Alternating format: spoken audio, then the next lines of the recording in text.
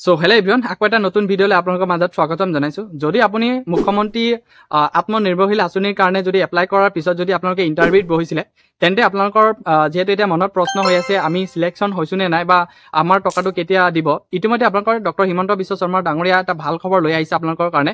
যে 30,000 কেণ্ডিডেটক সিলেক্ট কৰিছে আৰু 30,000 কেণ্ডিডেটক আপোনালোকক কি কৰিব, 30 ছেপ্টেম্বৰত আপোনালোকক খানাপাৰা যোনটো ফিল্ড হয়, সেই খানাপাৰা ফিল্ডত আপোনালোকক মাতি কেনে আপোনালোকৰ যোনটো প্ৰথম ধন হয়, প্ৰথম কিস্তিৰ ধন হয় 1 লাখ টকা আপোনালোকক প্ৰভাইড কৰিব।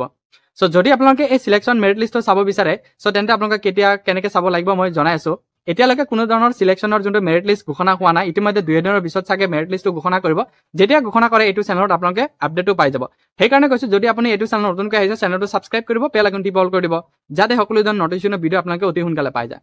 সো যেহেতু 30,000 কেণ্ডিডেট সিলেক্ট কৰিলে, যেহেতু হিমন্ত বিশ্ব শৰ্মা ডাঙৰীয়া কৈছিলে যে আমি অসমত 1 লাখ নিবনুৱাক কি কৰিম, 2 লাখ টকাকৈ আমি এনে ফ্ৰী দিম, এই পইচাটো কেতিয়া ঘূৰাই দিব নালাগে।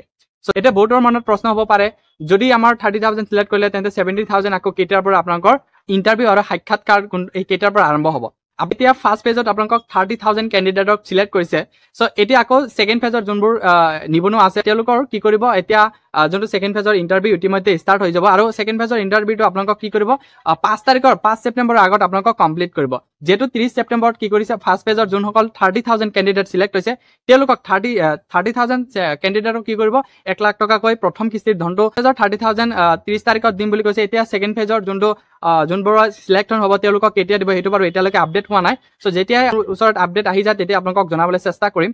সো আপোনাৰ যোনটো অসমৰ মুখ্যমন্ত্ৰী ডাঙৰীয়া কি মন্তব্য কৰিছে সেই মন্তব্যটো আপোনালোক আত্মনিৰ্ভৰশীল অসম অভিযান, এই স্কিমটোত আমি 2 লাখ টকা কৰি এজন নিবনুৱা যুৱক যুৱতীক নিজৰ উদ্যোগ স্থাপন কৰাৰ বাবে আমি সহায় কৰিম। এনেকুৱা এটা আঁচনি আছিল। 1 লাখ ঘূৰাই দিব, 1 লাখ ঘূৰাই দিব নালাগে।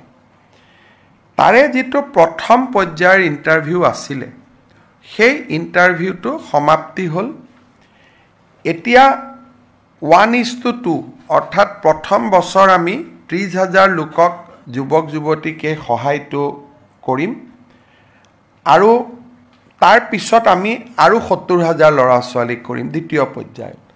প্ৰথম পৰ্যায়ৰ যিটো 30,000 ল'ৰা ছোৱালীক আমি সহায় কৰিম আৰু 5 ছেপ্টেম্বৰত আমি এই ইণ্টাৰভিউটো সমাপন কৰিম আৰু 30 ছেপ্টেম্বৰত আমি 30,000 যুৱকক 2 লাখ টকাৰ যিটো আঁচনি, সেই আঁচনিৰ অংশসমূহ আমি বিতৰণ কৰিম আৰু জিলা উপায়ুক্তসকলৰ লগত এই বিষয়ে আমি ডিটেইল আলোচনা কৰিলোঁ, যাতে কোনো ক্ষেত্ৰতে ক'তো খেলি মেলি নহয়।